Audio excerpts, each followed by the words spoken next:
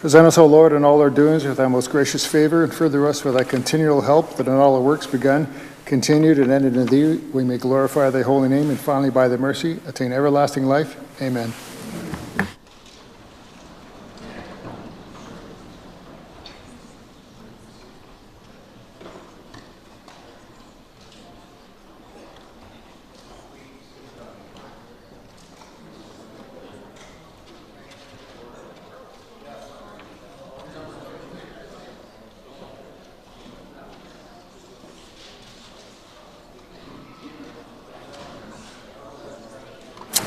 Introduction of guests. I recognize the Minister of Justice. Mr. Speaker, I would like to request leave for an extended introduction. Minister's requested leave for an extended introduction. Leave granted. Recognize the Minister. Thank you, Mr. Speaker. I'd like to take a moment to introduce some honored guests seated in the gallery this afternoon. They are volunteer victim support workers, a community board member, and a staff member with Victim Services. We recognize them today ahead of Victims and Survivors of Crime Week, which starts May 26th, but we thank them for every day that they dedicate to helping people across this great province. Today, our honored guests are celebrating some milestones, 10, 15, and 20 years doing what they do. With us today, we have Neil Derringer from Southwest Victim Services, who is marking 10 years as a volunteer. The 15-year recipient is Deb Schmidt, a community board member with Parkland Victim Services.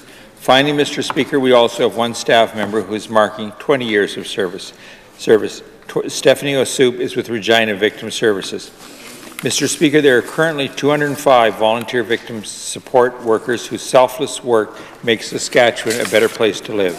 In 2018-19, volunteer victim support workers gave over 12,194 hours of their time training and volunteering to help 12,668 victims of crime and tragedy. I was honored to have lunch with our guests today. I am grateful they were able to mark their achievements with us, and I would ask that all members join me in welcoming them to their legislature today.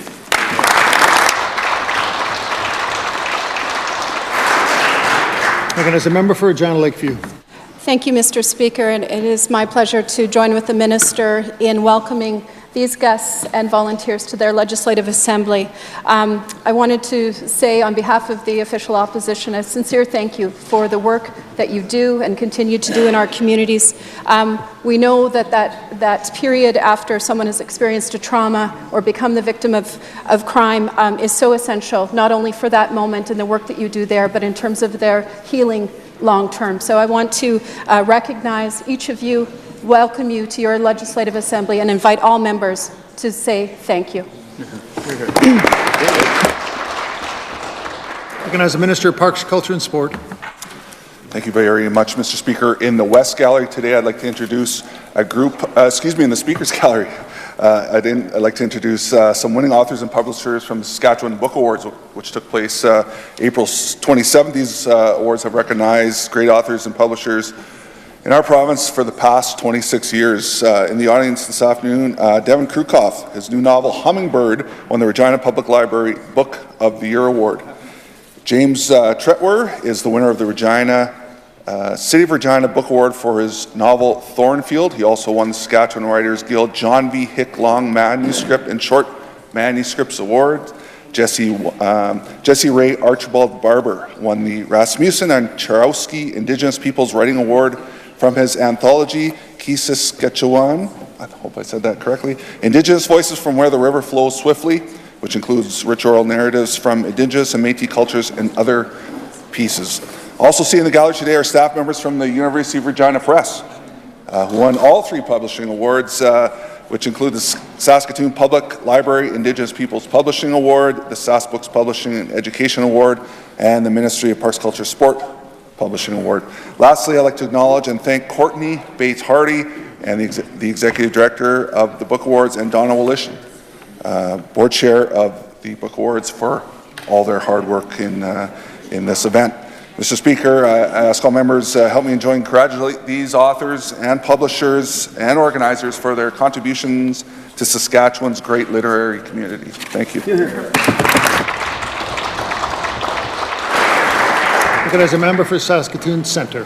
Thank you very much, Mr. Speaker. I'd like to take a moment on behalf of the the loyal opposition here to join the minister in welcoming the folks from the book awards, the authors, and the publishers.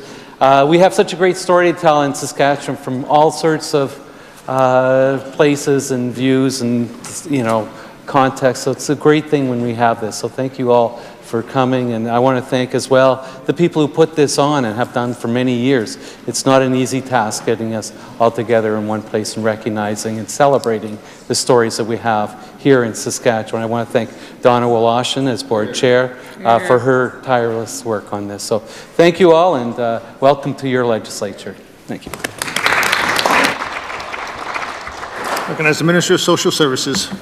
Thank you, Mr. Speaker. Seated in your gallery today is a very special guest who is well known to many members in this Assembly, Ms. Amy McNeil. Amy is the Executive Director of Saskatchewan Association of Rehabilitation Centres, or SARC. SARC is an umbrella association representing more than 90 member agencies across Saskatchewan who deliver residential and day programming services and supports to people with intellectual disabilities. Mr. Speaker, SARC and their member agencies do an incredible job, and we're very proud of the partnership with them. Amy has joined us today for a funding announcement for SARC to deliver supportive employment transitioning initiative. Through this initiative, community-based organizations such as SARC support individuals to help people with disabilities find employment. I'm pleased to announce that we will soon be celebrating these selfless individuals during Disability Service Professional Weeks at the end of this month. Mr. Speaker, I ask all members to join me in welcoming Amy to her Legislative Assembly. Thank you, Mr. Speaker. Recognize the member for Prince Albert Northcote. Thank you, Mr. Speaker. I want to join with the Minister across and welcome Amy to her legislature as well. We appreciate all the work that SARC does for individuals across the province, and we know that the services that you provide are very vast and are important for individuals in our province who are looking for residential options and employment. So I'm looking forward to hearing about the announcement, and I know whatever funding that your agency will get, you'll use it to the max, and you'll make sure that people in our province are getting the services they need. So thank you, and welcome to your assembly. Thank you. Recognize a member for Kenora Pelly. Thank you, Mr. Speaker. To you and through you, in the West Gallery, I'd like to introduce 12 grade 5 to 9 students, if you give a wave over there, from Endeavour Christian School in Endeavour, and they're accompanied by their teachers, Jacqueline Friesen, Sean Isaac, and Randy Trembach. And they're going to tour later, and I'll join them for a visit, and I look forward to the visit. And I did buy ice cream. Yeah, you did. And I'd like all the members here to join me in welcoming them to their Legislative Assembly. Recognize the member for Jana Elphinstone Centre. Thank you very much, Mr. Speaker. It's a real honor to stand today in the Assembly and ask for all members to welcome a couple of different groups seated in the West Gallery and in the Speaker's Gallery, but I'm referring to in the West Gallery, Mr. Speaker, or pardon me, in the East Gallery. There we go. It's coming around. It's coming around. But we've got Debbie Lucier and Laurie Job from the Saskatchewan Federation of Labour. And we've also got in your gallery, Mr. Speaker, Hillary Aiken and Melissa Coomer-Benson from the YWCA. And these are two organizations that do a tremendous amount of good in our community of Regina, but certainly across the province, Mr. Speaker. And Mr. Speaker, they are here today to see the passing of the interpersonal violence bill that is coming up, and I'm sure the Minister of Justice will have more to say about that. And I don't want to draw attention to the absence or presence of a member, but certainly I just want to also say that these guests are here and have been working diligently alongside the member from Regina Douglas Park to see this day come. And it's a beautiful day to see, Mr. Speaker. So with that, I'd ask all members to welcome these very important guests to their legislative assembly. Recognize the Minister of Justice. Thank you, Mr. Speaker. I'd like to join with the member opposite in welcoming these guests to the gallery. Certainly there's some things that rise above politics, and this is one of the things that we think all members of the Assembly and all citizens of the province are going to support. So I welcome the people here today. I welcome their legislature. Thank them for the committed work that they've done on discussion, supporting, and background information, the work that they've done, and ask that all members join me in welcoming them today. Recognized the member for John Lakeview. Thank you, Mr. Speaker. I rise again to introduce two very important guests to me seated in your gallery, Mr. Speaker. The day after Mother's Day, I have my mom, Judy Beck, and my eldest daughter, Hannah, here. Just listening to some of the introductions and thinking my mom would have a lot in common with a lot of folks who are here today. She spent a long time early in her career post-home with us full-time as children, working at the Sask Abilities Council, and moved that into a career at Sask Polytech. She was one of the first domestic violence justices of the peace in the province, and something that I know she's very proud of, and we were very proud of her. Yesterday, of course, was Mother's Day. I'd like to say happy belated Mother's Day to all mothers, but just to give you a little snapshot of what Mother's Day would have looked like for my mom, they had the hunting lodge was full of a bunch of international biologists, so they had that in the morning, and then they set up for the annual Beck Brunch, which is about 200 or 300 guests to that, and that's just a typical Mother's Day for her. Often she's a lay minister. She's often writing services, funeral services or wedding services. Couldn't be prouder of her, Mr. Speaker. And speaking of couldn't be prouder, my oldest daughter, Hannah, is home with us for the summer after successfully completing her first year of university in engineering away from home. And it was very nice to look up there today and see your faces. Love you both. And I invite all members to welcome my mom and my daughter to this Legislative Assembly. Recognize the member for Regina Pasqua. Thank you, Mr. Speaker. Mr. Speaker, I have two groups, school groups, from one school, Mr. Speaker. First group is 27 students, grade 7 and 8, accompanied by teacher Brianne McFettridge. Mr. Speaker, these kids are from a Cole Harbor Landing School. It's a very beautiful school. We all know that, and very new school. And the second group of students are 28 from grade 7 and 8. And Mr. Speaker, they told me that they are enjoying this new school with great teacher staff, and we're going to meet after question period. And these kids, these kids are going to ask very brilliant questions, so we're going to meet with them. I ask all the members to welcome these two groups in their legislative assembly. Thank you, Mr. Speaker. As a member for Regina Rosemont. Thank you, Mr. Speaker. I'd like to join with the member opposite to welcome Brianna McFettridge to her assembly. Brianna is a friend, I know an exceptional teacher. We've gotten to know Brianna and her husband, Kyle, as Kyle was one of the hockey coaches for Williams' hockey team. He's a Regina police member and gives back as well as an incredible head coach in the high school, on the high school football scene, Mr. Speaker, and these two very much epitomize the best in Saskatchewan, giving back as teachers and in the public service as a police officer, and then building community through sport. So it's my pleasure to welcome Brianna McFettridge to her assembly. Recognize a member for Moose Jaw, Waccamaw. Thank you, Mr. Speaker. To you and through you and to all members of the Assembly, I'd like to welcome some special guests seated in the West Gallery. We have Ken Maitland, who manages the Giant Tiger location in my constituency. And with him today are his son, Caleb Maitland, and Caleb's good friend, Carson Goose. Caleb and Carson are grade 9 students at Peacock Collegiate in Moose Jaw, and both are members of the Junior SGA, and both were members of an award-winning cast at Saskatchewan Drama Association Provincial Festival on the weekend. Caleb has a strong and growing interest in politics, Mr. Speaker, and I'm told the only reason Carson is here today is because his dad does some great work for us here in the building.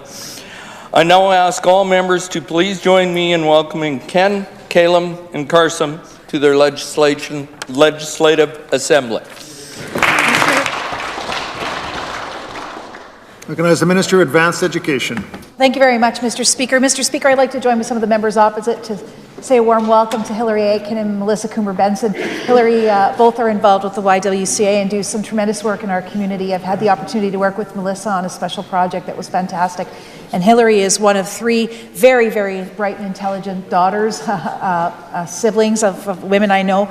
I'd also like to acknowledge Dr. Thomas Malloy, or David Malloy, who's in the gallery, in the Speaker's Gallery, Mr. Speaker. He's the Vice President of Research at the University of Regina. He's a constituent of mine. Him and his wife, Val Sleuth, are very, very active in our community. Val is currently serving as the RBC Women Entrepreneur in Residence. I've taught his son Connor, who wrestled with the University of Regina. This family gives back to the community in so many ways. He's a fan of the Beatles, and he's part of the Garage Band, Mr. Speaker, with the Murad Al-Khatib and the Mayor of Regina, who raised a bunch of money for prostate cancer. I'm very, very sad to hear that he's leaving us. He's going to be the principal out at King's University, which is an affiliate of Western. I'm sorry to see you go, but your family has been great community leaders in Regina, and I want to thank you for that. Please join me in welcoming him to his Legislative Assembly.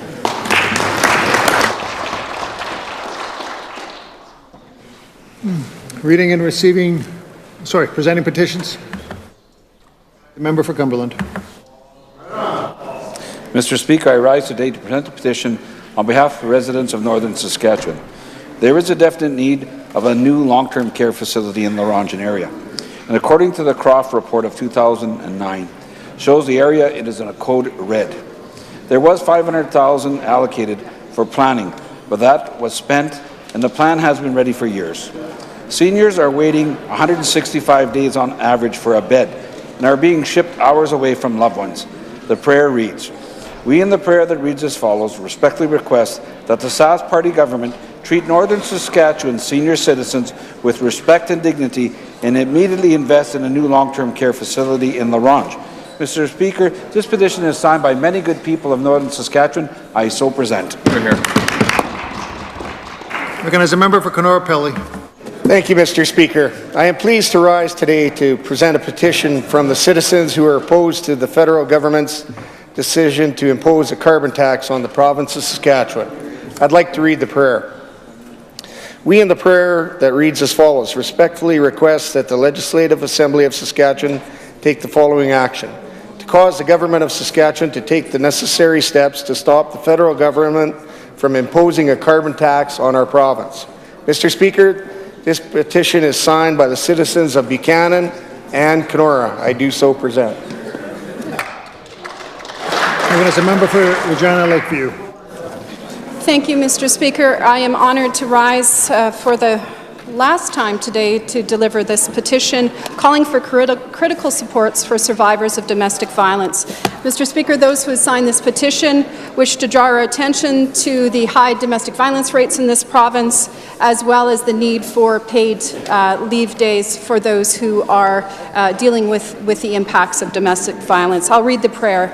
We in the prayer that reads as follows respectfully request that the Legislative Assembly of Saskatchewan call on the Legislative Assembly to pass legislation providing critical support for survivors of domestic violence. Mr. Speaker, these petitions had rolled in from all over the province. Those that I present today are signed by residents of Pilot Butte, Saskatoon, Conquest, North Battleford, Meota, Regina, Moose Jaw, and Edenwald, to name a few. I do so present.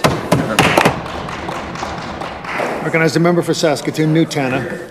Thank you, Mr. Speaker. I'm rising today to present a petition on the Regina Bypass Project. The people who have signed the petition would like to bring to the attention of the Assembly the following. Very few real details about the Regina Bypass Project are publicly available, despite it being the costliest infrastructure project funded by taxpayers in the province's history. Ministry officials identified and documented what they considered to be major deficiencies in the project.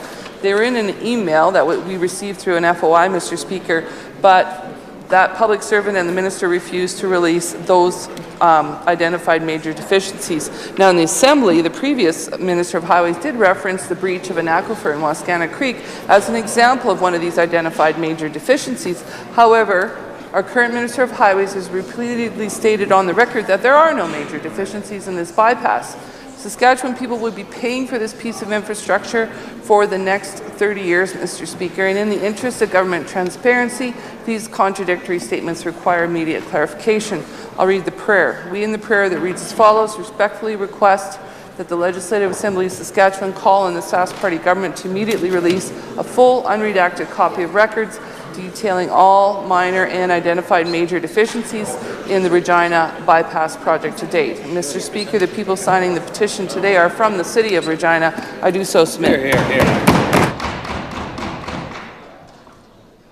Recognize the member for Athabasca.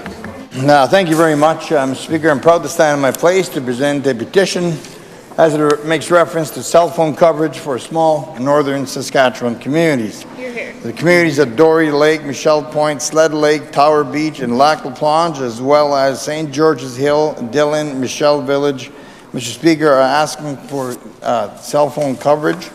That there are many industries in northern Saskatchewan, such as commercial fishing and outfitting industries, and many of these northern Saskatchewan communities have greatly benefit from the cell coverage service, and that the limited access to landline phones and other short-distance radios is a safety concern that could be remedied by improved cell phone coverage, and that northern Saskatchewan communities should have access to the same quality of cell coverage as southern Saskatchewan enjoys. So the prayer reads as follows, Mr. Speaker, to cause the provincial government to improve cell service coverage for northern communities like St. George's Hill, Dillon, Michelle Village, Dory Lake, Michelle Point, and Sled Lake, to provide similar quality of cell coverage as southern communities enjoy.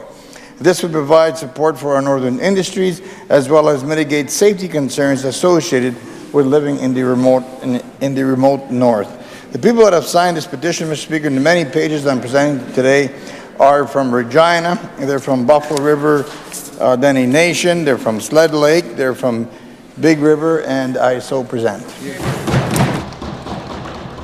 Recognize the member for Saskatoon Fairview. Thank you, Mr. Speaker. It's my pleasure to rise today to present a petition opposing the Sask Party's cuts to the hearing aid plan. These citizens wish to bring to our attention that the Sask Party budget eliminated the Saskatchewan hearing aid plan to save $3 million while simultaneously giving a $60 million tax break to big corporations. The hearing aid plan provides prevention services, access to audiologists, education, and affordable hearing aids to residents across the province. That Saskatchewan has one of the worst records for early hearing detection and intervention programs, and these cuts will only make things worse. That cutting audiologists and healthcare professionals that work in this program will make wait lists longer for infants, kids, and those in need of support for hearing loss. That cutting this program will increase the price of hearing aids, and that these cuts clearly demonstrate that hearing loss is not a priority of the Sask Party government. I'd like to read the prayer. We in the prayer that reads as follows respectfully request that the Legislative Assembly of Saskatchewan call on the Saskatchewan Party government to immediately reinstate the funding to the Saskatchewan Hearing Aid Plan and ensure that all people in Saskatchewan can access services for hearing loss. These petitions are signed by individuals from Saskatoon. Mr. Speaker, I do so present. Recognize a member for Regina Northeast. Thank you, Mr. Speaker. I rise today to present a petition from some of the hundreds of students that gather on the steps of our legislature last Friday, or a week ago last Friday, calling on this government to take real action to fight climate change. Mr. Speaker, the residents of Saskatchewan signing this petition want to bring to our attention that Saskatchewan has the highest greenhouse gas emissions per capita in all of Canada. Mr. Speaker, they want to bring to our attention that, that this government has failed to reduce our greenhouse gas emissions for the province, and that they have slashed programs and funding for the environment, which has set our province on a backward course. Mr. Speaker, they wish to point out that there has been a steady increase in payments under the Provincial Disaster Assistance Program as a result of climate change. And Mr. Speaker, I think it goes without saying that we need a plan that goes beyond simply dealing with the impacts of climate change in our province. We need a plan that contributes to the solution to climate change and actually reducing our emissions. Mr. Speaker, in the prayer, the petitioners respectfully request that the Legislative Assembly of Saskatchewan enact a real plan and allocate appropriate funding in the provincial budget to tackle climate change by reducing greenhouse gas emissions, helping families transition to energy-efficient homes, and encouraging everyone in the province to take real action to protect the environment. Mr. Speaker, the students signing this petition are from the City of Regina. I shall present. Reading and receiving petitions. Statements by members. Recognize the member for Prince Albert Northcote. Mr. Speaker, May 13th to 17th is Sexual Assault Awareness Week in Saskatchewan. The focus of the week is to raise public awareness about sexual assault violence and the services available in communities around the province that support survivors. Members of this side of the House are committed to creating awareness about sexual assault and sharing information about support services for those who experience assault. Since last year, little has changed, Mr. Speaker. We still have the second highest rate of sexual assault in the country, and we still don't have a province-wide plan to address sexual assault. Today, the Sexual Assault Services of Saskatchewan has released the 22 actions for their Sexual Violence Action Plan. The action plan is to strengthen and better coordinate supports to help with prevention of sexual assault. SAS hopes to have the plan fully implemented across Saskatchewan in 5 years. Due to flatline funding, sexual assault centres are in need of proper government funding for support services in Saskatchewan. We must push for action from the government and our communities to change our unacceptable sexual assault record. Mr. Speaker, I ask all members to join with me in thanking the hard-working individuals who help those impacted by sexual assault. Thank you, Mr. Speaker. As the member for Regina Rochdale. Thank you very much, Mr. Speaker. The week of May 19th to 25th has been proclaimed as Women Entrepreneur Week in Saskatchewan. Mr. Speaker, Saskatchewan women entrepreneurs contribute to the economy in many sectors, such as construction, manufacturing, health science, finance, and technology. 1/3 of all entrepreneurs in our province are women. That amounts to over 34,000 women right here in our province. Earlier this month, the minister responsible for the status of women announced an investment in an advisory committee in Saskatchewan, partnered with the organization Women Entrepreneurs of Saskatchewan, known as WESC. Mr. Speaker, I was honoured to attend this exciting announcement. WESC is a strong partner for the Government of Saskatchewan, and with the creating of this advisory committee, together we can examine the entrepreneurship barriers that women face in our economy. The advisory committee will specifically focus on access to venture capital funds and financial supports to help women scale up their companies. I would like to ask all members to join me in celebrating Women Entrepreneur Week across the province. Mr. Speaker, when women succeed, we all succeed. Thank you very much, Mr. Speaker. Hear, hear. I recognize the member for Regina Northeast. Thank you, Mr. Speaker. I rise today 4 inches higher and albeit gingerly to invite those assembled here to recognize and support a most worthy cause, raising awareness in our communities about the serious causes and effects of domestic, sexualized and gendered violence. Mr. Speaker, these are not comfortable topics. These are not comfortable truths.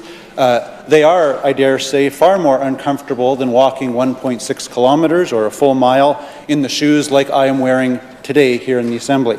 But I will walk that mile carefully, awkwardly, because a little discomfort is a minor thing compared to the importance of responding to and preventing lasting and life-changing effects of violence.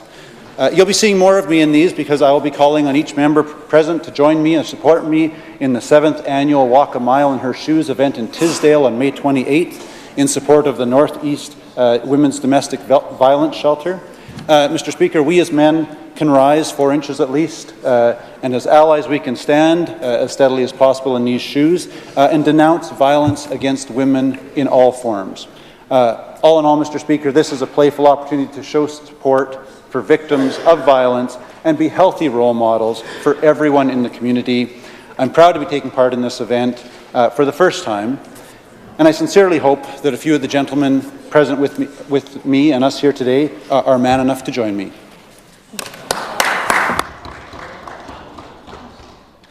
As the member for Saskatchewan Rivers. Thank you, Mr. Speaker. On May 3rd, our government, in collaboration with Town Council, Lac La Ronge Band and leadership, along with various community stakeholders, broke ground and cut ribbons for several projects in the northern community of La Ronge, which will improve the lives of some of the province's most remote and vulnerable citizens. One announcement was the opening of 2 projects serving survivors of family violence with an investment of $1.88 million. Our government partnered with La Ronge Native Women's Council to open the Piwapan and the Sapotewan House. Piwapan Women's Shelter was substantially completed in March of 2019. The shelter is staffed by a group of dedicated workers and provides 8 bedrooms of emergency shelter for up to 20 women and children. Sapotewan House provides 4 units of important second-stage rental housing for women and children and provides them with more housing options.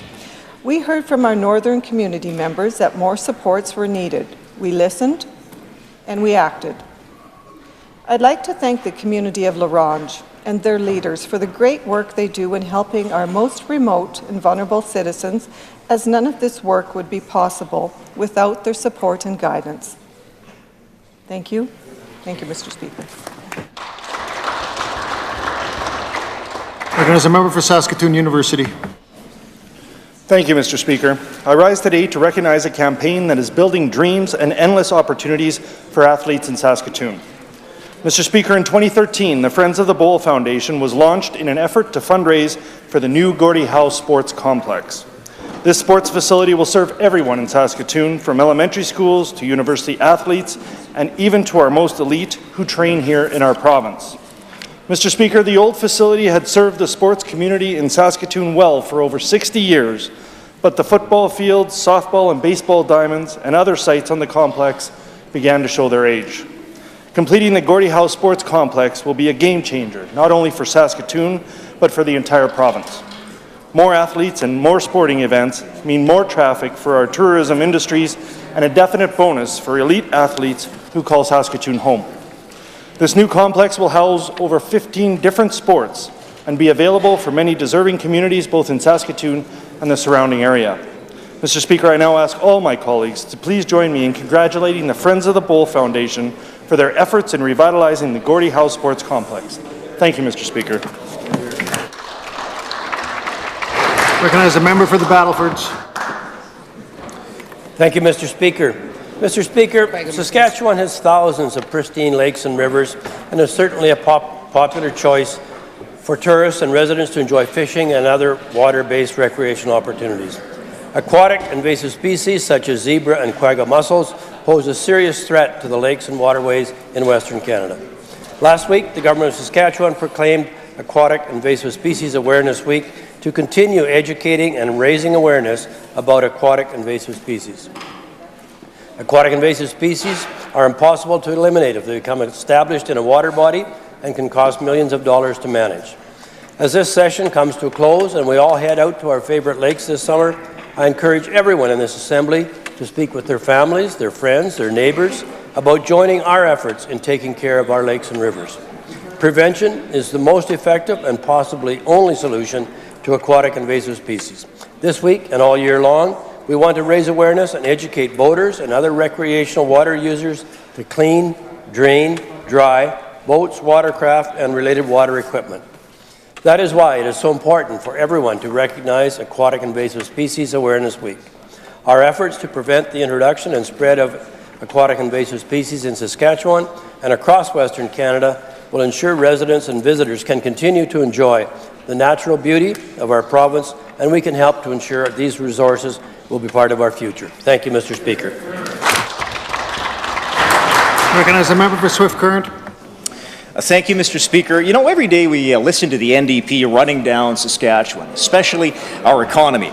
They paint a picture of gloom and doom that's so bleak you'd think that the NDP is back in power again. Fortunately, Mr. Speaker, they are not. And the reality is that Saskatchewan's economy is getting stronger. On Friday, new employment numbers were released, and Saskatchewan saw 14,200 new jobs created over the past year. 14,200 new jobs, Mr. Speaker. There were actually 18,000 more full-time jobs created. There are 4,100 more people working in agriculture, 2,500 more jobs in education, 2,500 more jobs in healthcare, 2,500 more jobs in the hospitality industry, 2,400 more manufacturing jobs, and 1,800 more tech jobs. There are more women working, there are more men working, there are more young people working, there are more jobs in Regina, there are more jobs in Saskatoon, and there are more jobs in the rest of Saskatchewan. Mr. Speaker, 14,200 new jobs. That's the reality, not the dystopian nightmare that the NDP wants us to believe. So the NDP can keep pitching their gloom and doom and running down Saskatchewan, but Mr. Speaker, the Saskatchewan Party will keep standing up for Saskatchewan and to keep our economy strong.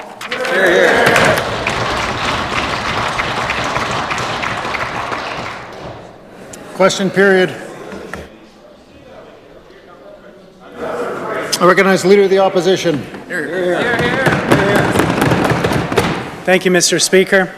Saskatchewan has one of the highest rates of suicide in the entire country. And when we look into northern communities, those numbers are even more concerning. When you look at First Nations youth, First Nations boys are 6 times more likely to lose their life by suicide than other children in the province. When you look at First Nations girls, that number rises to 26 times. We've lost nearly 2,000 people in our province to suicide between 2005 and 2017.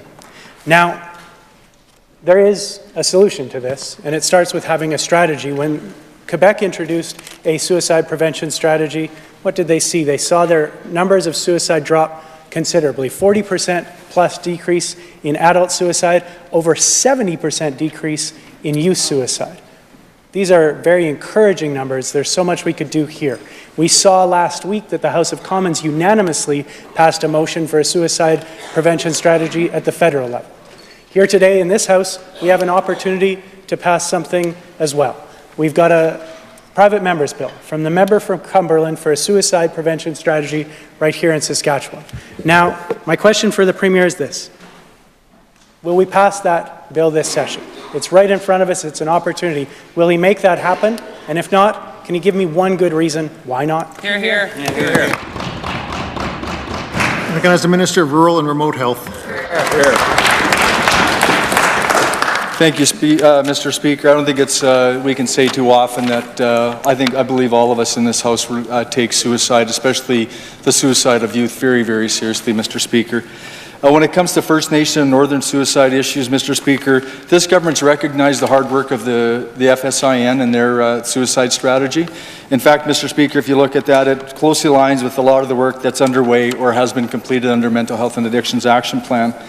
With the FSIN policy, it actually recognizes there's a lot of responsibility on the part of the national level, of course, provincial, and on the local level, they recognize as well, Mr. Speaker. As I pointed out, the Mental Health and Addictions Action Plan, many of the recommendations are underway. Things like culturally appropriate suicide awareness and training through the Ministry of Health and the Saskatchewan Health Authority. Evidence-based intervention programs like the Roots of Hope that's currently underway for specifically Buffalo Narrows and other areas. Trauma and gender-informed practices. Of course, reducing suicide stigma. Dollars to the SHA for mental health and addictions prevention, intervention, and treatment, Mr. Speaker. A lot of things underway. I'd like to answer more if there's a pursuing question.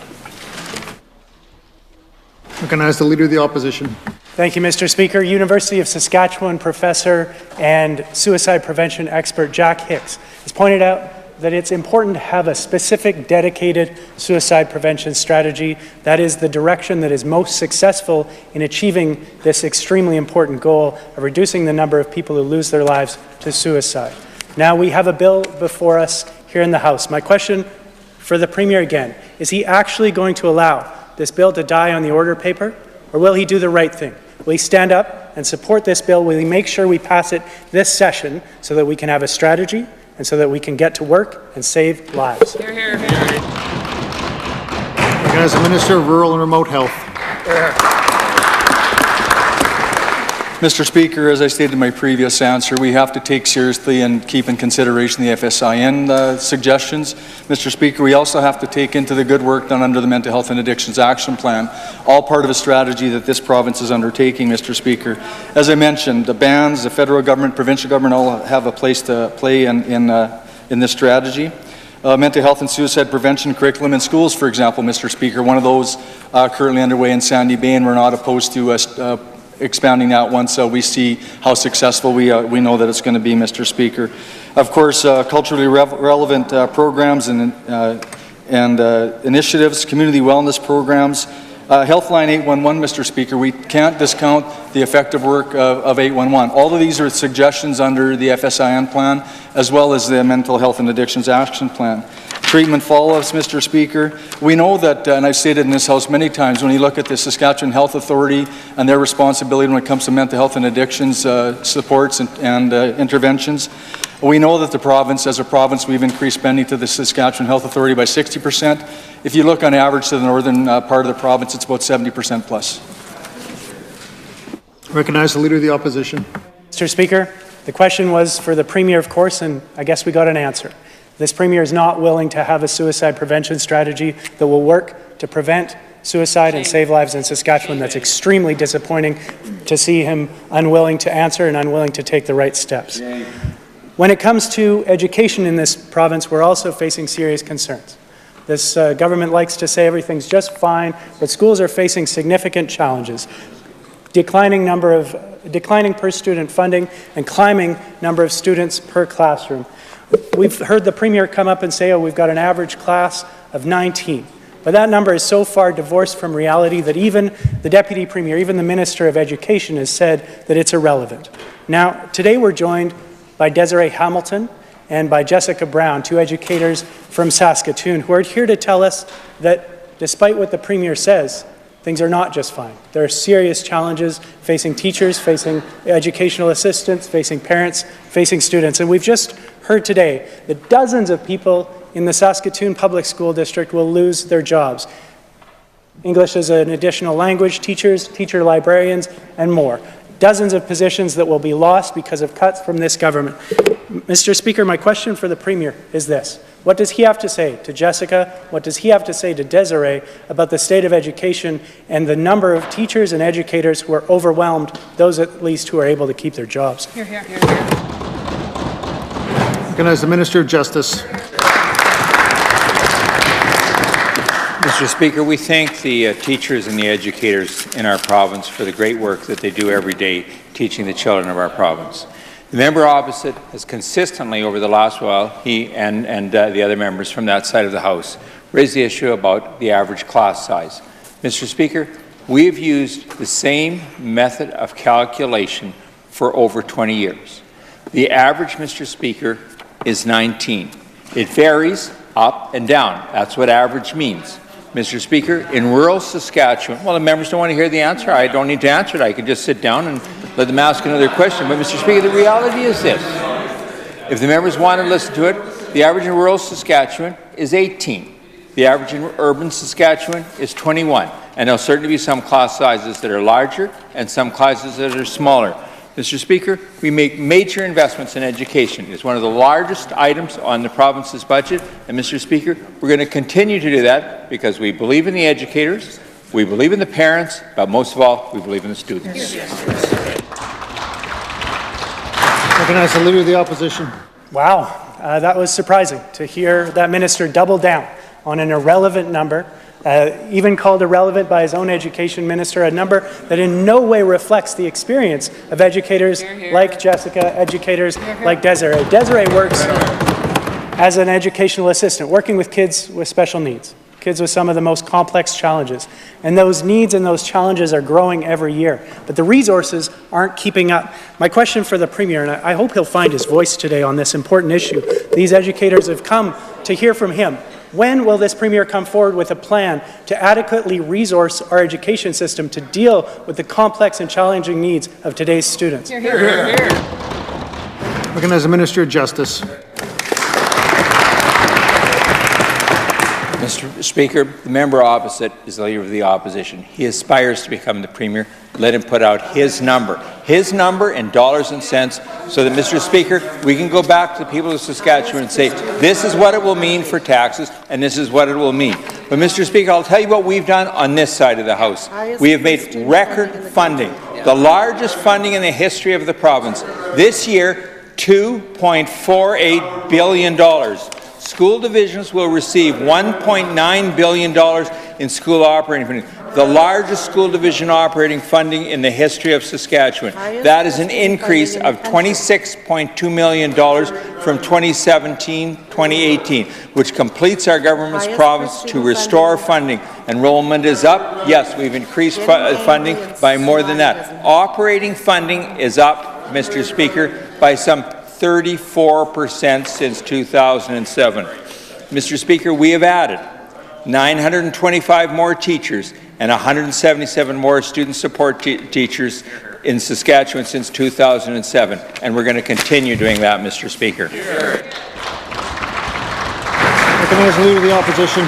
Thank you, Mr. Speaker. The minister asked what I would do were I Premier. Well, I'll tell you a couple things. One, I would answer the questions for myself, and two, I would not answer that good education costs too much, because that's what we're hearing from this government, is that they're not willing to put in the investment, that they don't recognize the importance of investing in education, Mr. Speaker. And Jessica, who's here with us today.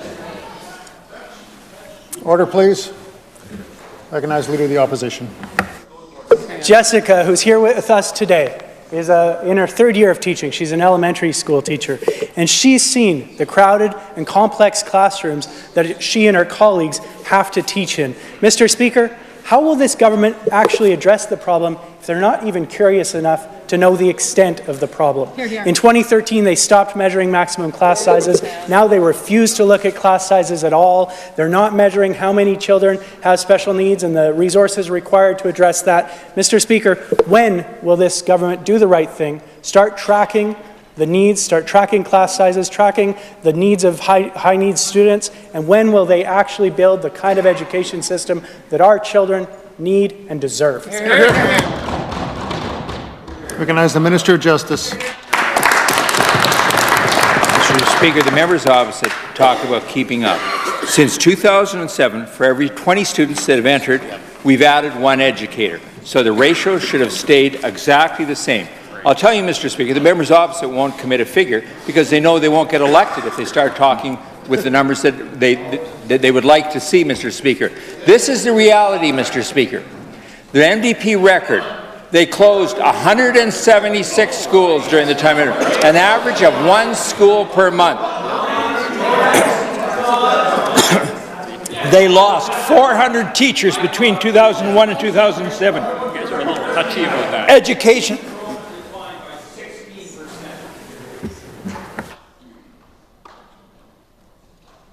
Recognize the Minister.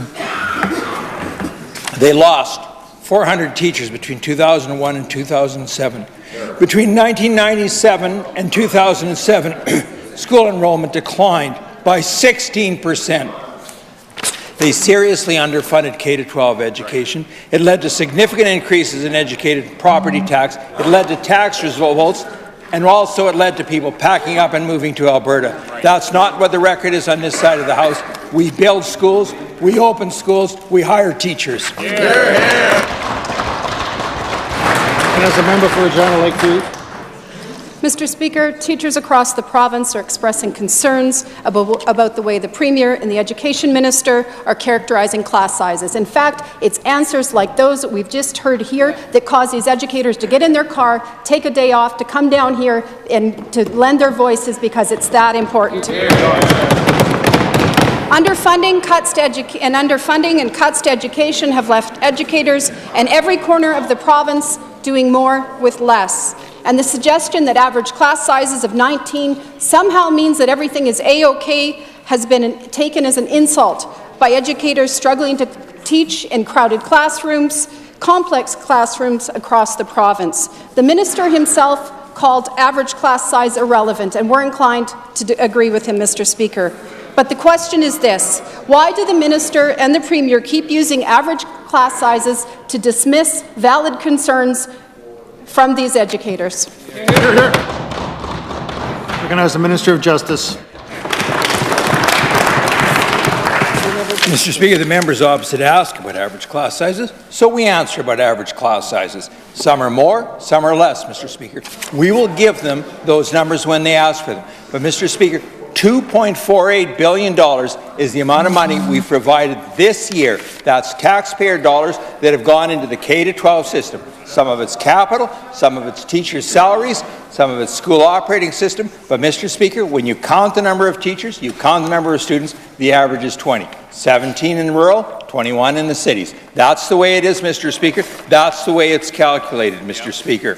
Mr. Speaker, the issue isn't whether we want to count this or count that. The issue is, are we providing enough funding? And, Mr. Speaker, we appreciate the great work that our educators do in the province. These are people that work hard. These are people that are committed to the students in our province.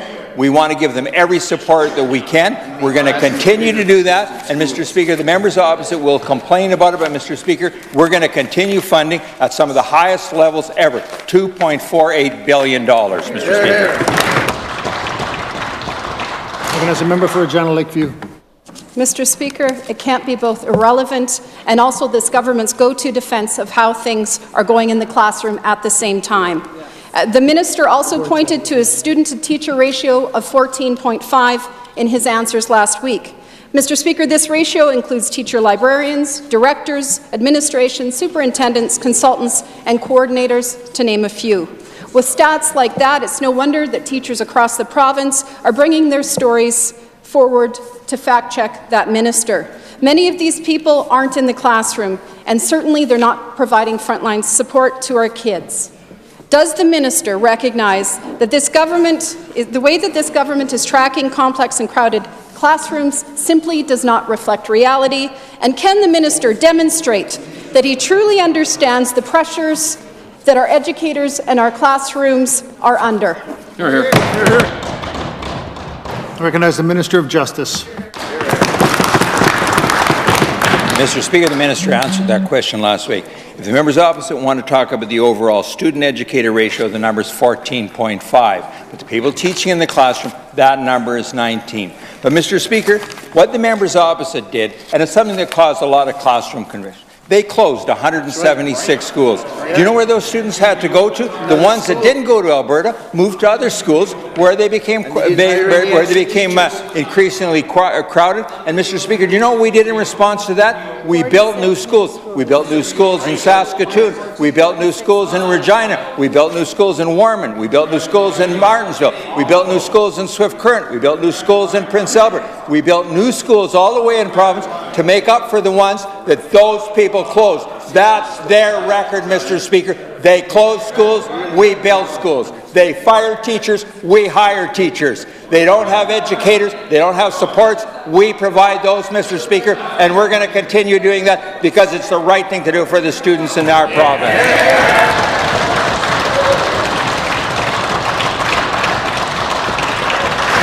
As a member for Regina Lakeview. Mr. Speaker, with non-answers like that, it is no wonder that these educators found that they had to come down to Regina to hopefully have their voice heard by this government. Mr. Speaker, hearing answers like that, hundreds of teachers from every corner of this province have weighed in to demonstrate how far this government's talking points are out of touch with reality. Stories about classrooms of 30, 40, and even 50 kids in a single class. Classrooms with kids with increasingly complex behaviours, increased violence. More and more students needing English as an additional language support, and Mr. Speaker, that minister would do well to talk to his former colleagues on Saskatoon Public School Board to ask about how they're dealing with this year's cuts to their budget. Meanwhile, this government doesn't even have an interest in tracking the impact that their cuts are having on class size or in the growing complexity in the classrooms. Mr. Speaker, has the minister read the hundreds of online comments from teachers across the province about the state of their classrooms? And if so, what is the plan to make sure that the students won't be left behind? Recognize the Minister of Justice. Mr. Speaker, I'd like to give the members opposite a bit of background information so that they know, so they've got some numbers. Mr. Speaker, in 2007-2008, the budget for education operating, $1.41 billion. The operating grant this year, $1.9 billion, a 34% increase. Mr. Speaker, the students increased in that side. The member opposite wants to know about student enrollment. I'll tell her what happened to student enrollment. A 14% increase from 163,000 in 2006-7 to 186,065 in 19. A 14% increase in number of students and a 34% in the increase in the amount of funding. Mr. Speaker, the average student payment across the province was in 2007-2008, 8,886. In 1920, 10,942. Mr. Speaker, that's what this side of the House is doing, and that's what it's going to continue doing. As a member for Regina Lakeview. Mr. Speaker, Saskatchewan teachers are struggling, and they've been responding. The minister can keep plowing ahead with the same old lines, saying things like there's more work to do or that he's having conversations, but none of that does a thing towards improving the learning conditions in our kids' classrooms. Teachers are suffering from burnout and from illness and low morale. A recently retired teacher from Regina posted that in the last 5 years before I retired, I had classes of 38 to 40. They call those retirement classes. I can't imagine doing that in my beginning years. Another teacher added that she's responsible for 123 students per day, saying, I don't think that that is sustainable. Mr. Speaker, we don't either. My question to the minister, will he commit to getting the full picture by tracking actual and maximum class sizes, and will he commit to mid-year funding to get the growth in our class sizes under control? Recognize the Minister of Justice. Mr. Speaker, the grants go to the divisions. The grants go unconditionally. They decide what the classroom makeup is. They decide what the composition is. They decide how to allocate the supports between EAs or whatever other supports you need. Mr. Speaker, those are the people that are competent. They are professionals. We have every confidence in their ability to make good decisions. But I can tell you what those decisions have led to. Between 2007 and 8 and 2019, we've increased the number of educators by 10%, from 11,133 to 12,276. We have added teacher full-time equivalents, 926.8 more, from 8,601 to 9,528, an 11% increase. Mr. Speaker, a 20% increase in student support teachers. From there's a 177 increase from 870 to 1,047. 87.8 more counselors, a 63% increase. And Mr. Speaker, I've got more and more if the members have more questions. As a member for Saskatoon Centre.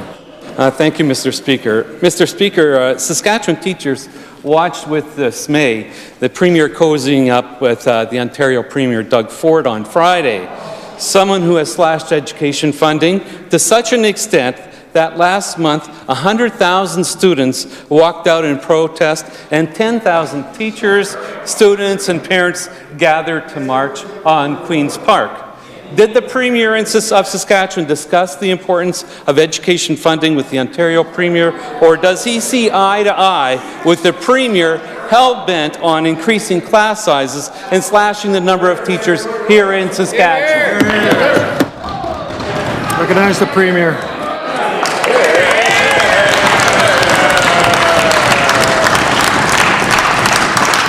Thank you very much, Mr. Speaker, and I appreciate the question with respect to our recent mission to Toronto to meet with a number of banks. Mr. Speaker, meet with a number of banks with respect to the balanced budget that we released this spring here in the province of Saskatchewan. Mr. Speaker, I would put forward it was the right balance for the Saskatchewan people. It was also, as it turns out, the right balance in the view of the major banking institutions in the nation, as they had some words, Mr. Speaker, and I quote, "Saskatchewan is a beacon for provincial budgeting," end quote. The Saskatchewan budget is a picture of what a provincial budget should be.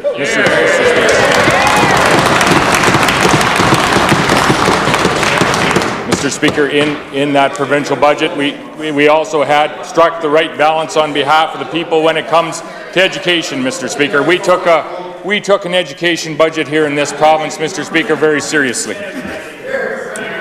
Order, please. I recognize the Premier.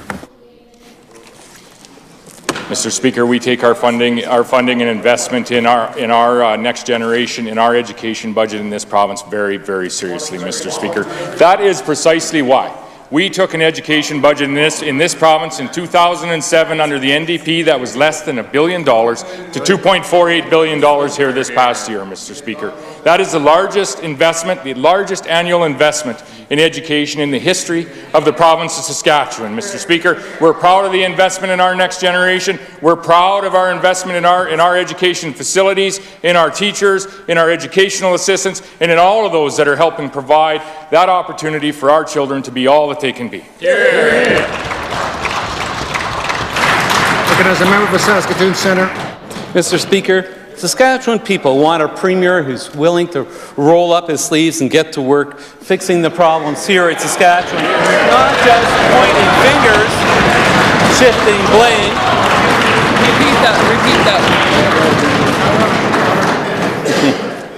Shifting blame and distracting from his own record here in Saskatchewan. But just hours after defending his high-spending travel record in Premier's estimates, this Premier hopped on a plane for his second trip to Toronto since October, where he spoke at the exclusive, Conservatives-only Albany Club. How long was his speech planned? Was it the Premier's primary reason? Was it the Premier's primary reason for visiting Toronto? And why should Saskatchewan people foot this bill? Why didn't he talk about this to the reporters when he was explaining his trip to Toronto? Hear, hear. Recognize the Premier.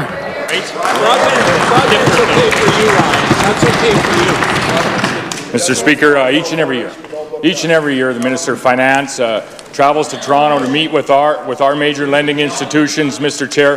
They meet each and every year to discuss the direct relationship that those lending institutions, those investment banks have directly with the government of Saskatchewan, but also more broadly, the relationship that they have with the general economy here in the province. Mr. Speaker, what we can be thankful of, and I engaged with a number of businesses, Mr. Speaker, as well as other entities while we were in Toronto meeting with those banks on the positive finances, the right balance that we struck here in this province, Mr. Speaker. But what we can be thankful of is that, Mr. Chair, we had this government going with the fiscal prudence that they have, Mr. Speaker, and I compare these missions that have occurred in years gone by the Saskatchewan Party, by myself, or the previous Premier, and compare those to other NDP premiers here in the nation. The first was, and this came up in estimates, the North American Summit in Scottsdale, Arizona.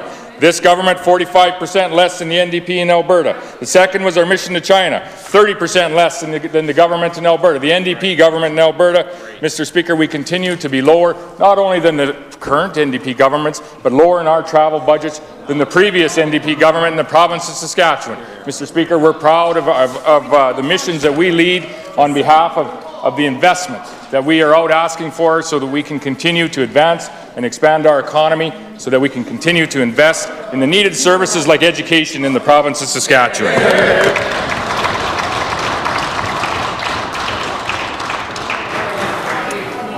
Ministerial statements.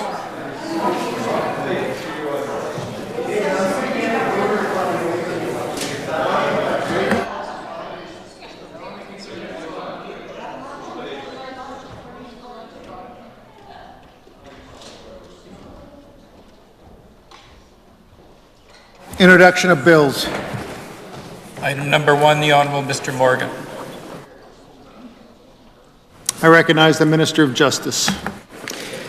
Thank you, Mr. Speaker. I move that Bill number 172, the Saskatchewan Employment, Paid Interpersonal Violence and Sexual Violence Leave Amendment Act 2019 be now introduced and read a first time. Roll that Bill number 172, the Saskatchewan Employment, Paid Interpersonal Violence and Sexual Violence Leave Amendment Act 2019 be now introduced and read a first time. Is it the pleasure of the Assembly to adopt the motion? Carried. First reading of this bill. When shall this bill be read a second time? I recognize the Minister of Justice and Attorney General. Mr. Speaker, I request leave to consider all the remaining stages of Bill number 172, the Saskatchewan Employment Paid Interpersonal Violence and Sexual Violence Leave Amendment Act 2019 immediately. The Minister of Justice and Attorney General has requested leave to consider all the remaining stages of Bill number 172, the Saskatchewan Employment Paid Interpersonal Violence and Sexual Violence Leave Amendment Act 2019 immediately.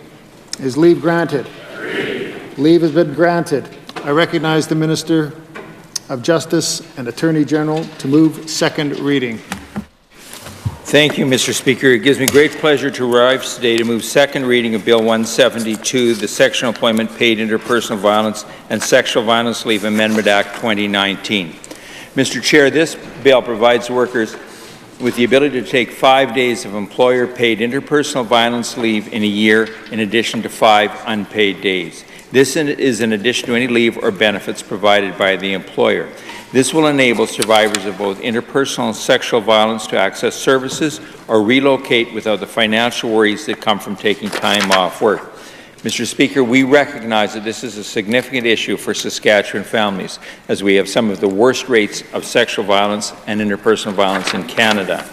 Significant work has been undertaken toward preventing interpersonal violence, not least of which is the introduction of Domestic Violence Disclosure Protocol, Clare's Law Act, and the expansion of the Children Exposed to Violence program in the North.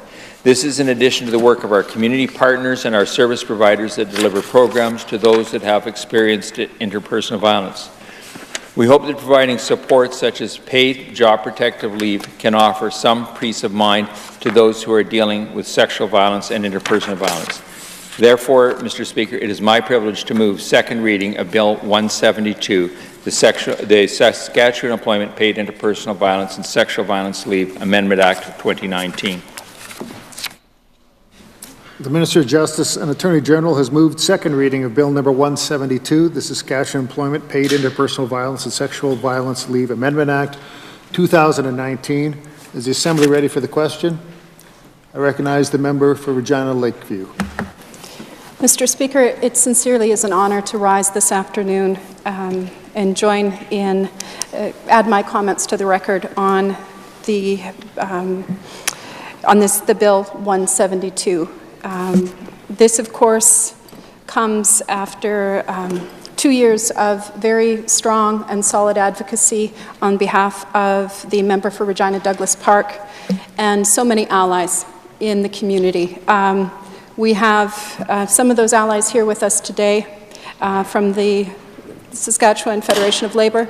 Laurie and Debbie are here from Frontline Support Services. We have Melissa and Hillary here with us today from the YWCA. Support from the CLC, from PATHS, from SEIU West, the U of R Women's Centre, and so many. Mr. Speaker, I want to say a sincere thank you to all of those who came forward and who so eloquently illustrated what this legislation is going to mean for them, what this would have meant for them when they were leaving interpersonal and sexual violence. Mr. Speaker, this is a bill that will change lives and has the potential to save lives. And for that, I would like to express my sincere thank you to the Minister and to all of those colleagues, the allies in his caucus that I know have their full support behind this bill. This, I think, is an illustration of what can happen when we're at our best, when we work across aisle to see a problem in our communities that needs to be addressed.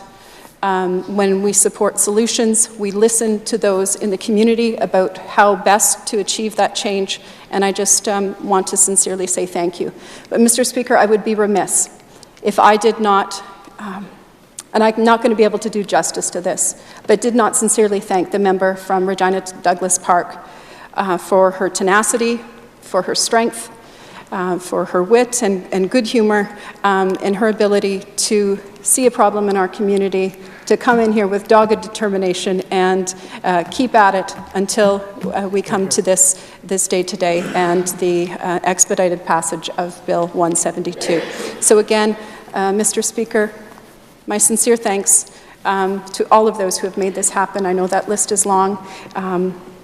It is important, and it is appreciated. And as I said, this is legislation that will change and potentially save lives. With that, Mr. Speaker, I wish to conclude my remarks. This bill has our full support.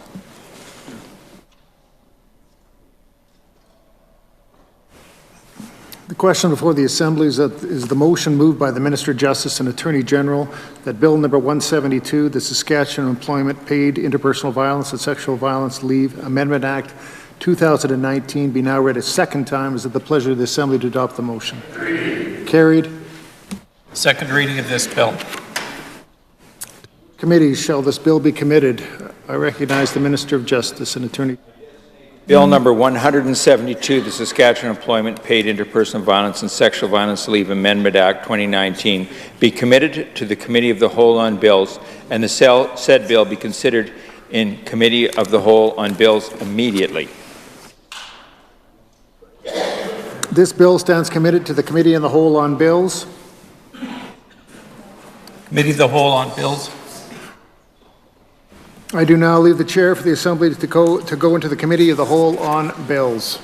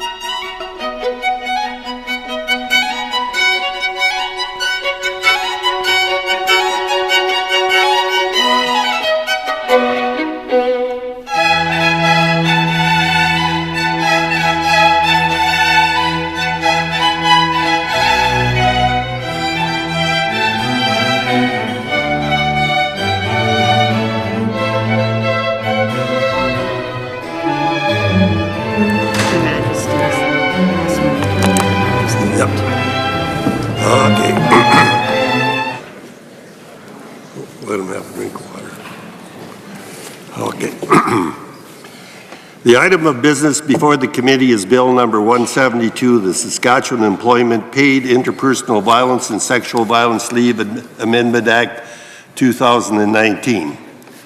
Clause 1, short title. Is that agreed? Carried?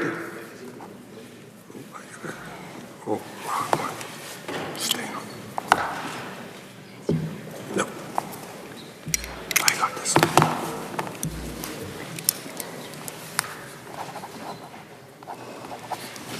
Clause 2, is that agreed? Carried. Clause 3, coming into force, is that agreed? Carried. Her Majesty, by and with the advice and consent of the Legislative Assembly of Saskatchewan, enacts as follows. Bill number 172, the Saskatchewan Employment Paid Interpersonal Violence and Sexual Violence Leave Amendment Act 2019. I recognize the Minister of Justice and Attorney General.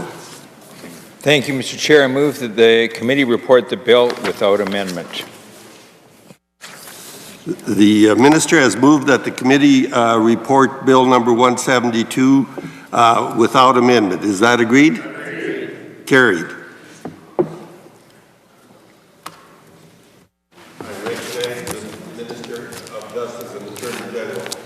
Thank you, Mr. Chair. I move the committee rise, report progress, and ask for leave to sit again. The Minister of Justice and the Attorney General has moved that the committee rise, report progress, and ask for leave to sit again. Is that agreed? Carried. Okay, where do you need me to sign?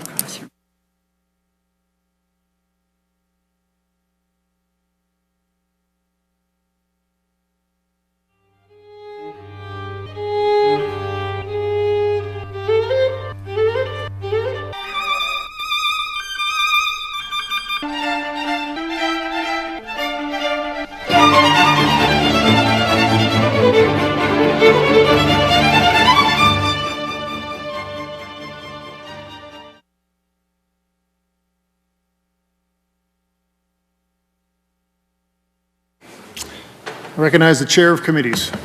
Mr. Speaker, I've been instructed by the committee to report Bill number 172, the Saskatchewan Employment, Paid Interpersonal Violence and Sexual Violence Leave Amendment Act 2019 without amendment. The Minister of Justice and Attorney General may proceed to move third reading. Recognize the Minister. Mr. Speaker, I move that this bill be now read the third time and passed under its title. It has been moved that Bill number 172, the Saskatchewan Employment, Paid Interpersonal Violence and Sexual Violence Leave Amendment Act 2019, be now read the third time and passed under its title. Is the Assembly ready for the question? Is it the pleasure of the Assembly to adopt the motion? Carried. Third reading of this bill. When shall the committee sit again? Next sitting, Mr. Speaker. Next sitting.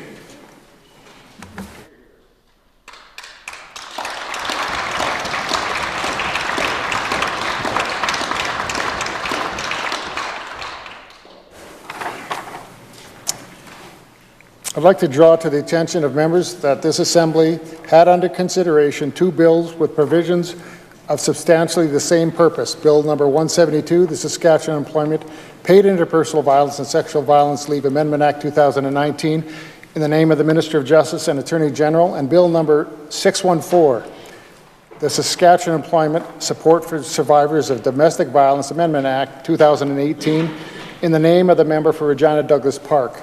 Both bills propose to support employees experiencing domestic and interpersonal violence by providing paid leave. This Legislative Assembly has numerous precedents on the subject of the same question rule with respect to bills. Speakers have consistently ruled that if the Assembly has agreed to one bill that contains similar provisions in another bill, the Speaker must then prevent any further consideration of the second bill. Today, the Assembly passed all stages of Bill number 172, the Saskatchewan Employment, Paid Interpersonal Violence and Sexual Violence Leave Amendment Act 2019. Given the decision by the Assembly to pass this bill, it is my duty to ensure that the Assembly does not come to two different decisions on the same question. For this reason, it is necessary that I order that item 3 under private members' public bills and orders, second readings, Bill number 614, the Saskatchewan Employment Support for Survivors of Domestic Violence Amendment Act 2018, be removed from the order paper.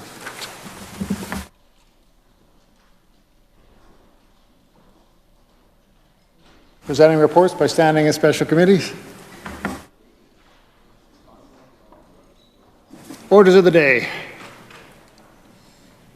Committee of Finance.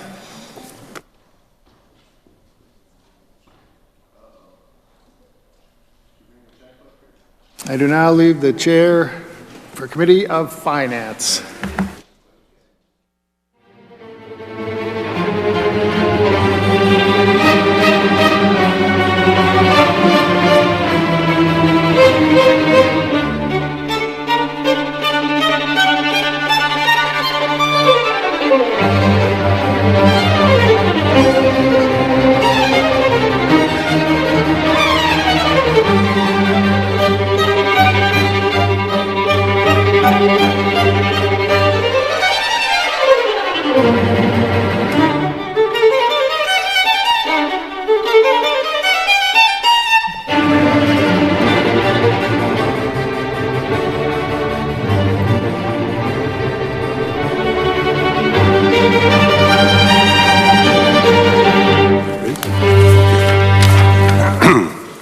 The item before the committee are appropriation resolutions.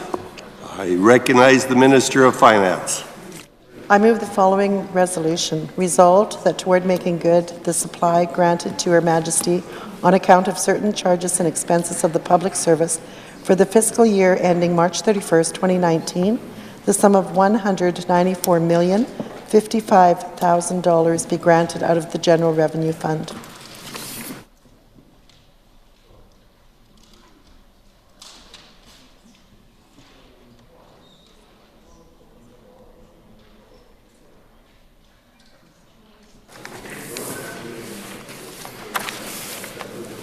The Minister of Finance has moved resolution number 1. Resolved that towards making good the supply granted to Her Majesty on account of certain charges and expenses of the public service for fiscal year ending March 31, 2019, the sum of $194,055,000 be granted out of the General Revenue Fund. Is the Assembly ready for the question? Is it pleasure of the Assembly to adopt the motion? Carried. I sign this? I should put carried, right?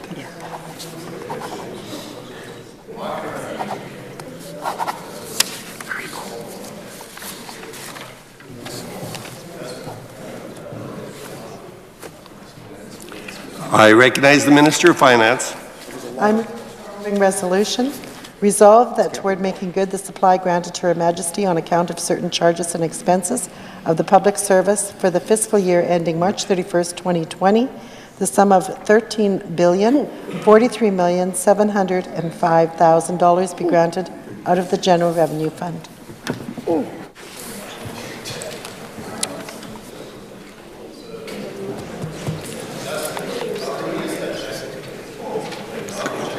Thank you.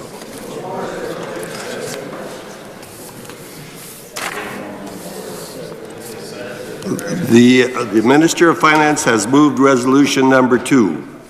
Resolved that towards making good the supply granted to Her Majesty on account of certain charges and expenses of the public service for the fiscal year ending March 31, 2020, the sum of $13,043,705,000 be granted out of the General Revenue Fund. Is the committee ready for the question? Is it the pleasure of the Assembly to adopt the motion? Carried.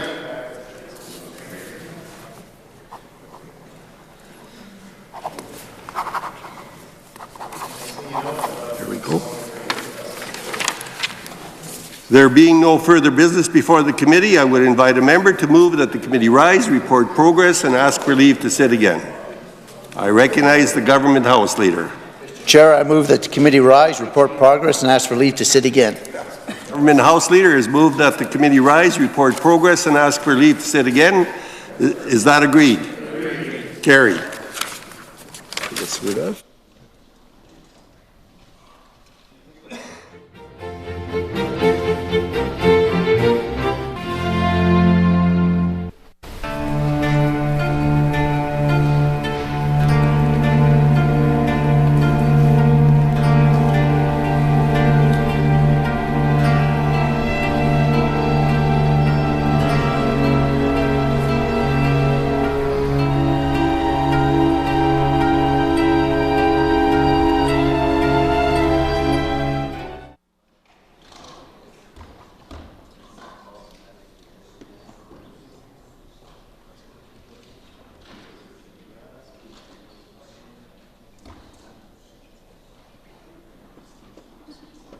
Recognize the chair of committees.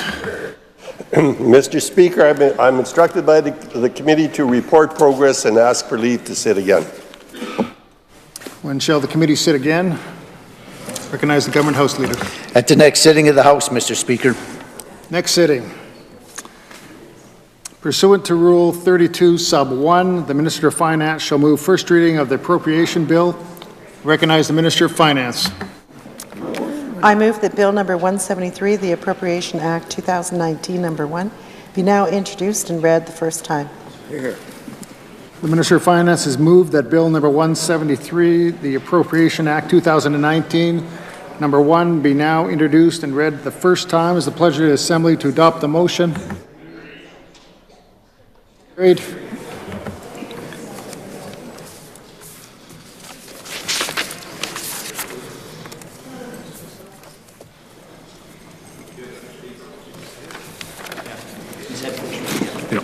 When shall this bill be read a second time? I recognize the Minister of Finance. I request leave to move second and third reading of Bill number 173, the Appropriation Act 2019, number 1, immediately. Minister of Finance has requested leave to move second and third reading of Bill number 173, the Appropriation Act 2019, number 1, immediately. Is leave granted? Carried. Second thought. Minister may proceed. 32(1)E. I move that Bill number 173, the Appropriation Act 2019, number 1, be now read a second and third time. The Minister of Finance has moved second and third reading of Bill number 173, the Appropriation Act 2019, number 1. Is the Assembly ready for the question? It's a pleasure of the Assembly to adopt the motion. Carried. Second and third reading of this bill.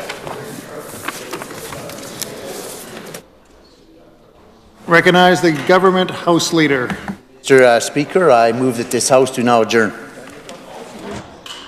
Moved by the Government House Leader that we now adjourn. It's a pleasure of the Assembly to adopt that motion. Carried. This Assembly stands adjourned until tomorrow at 1:30 p.m.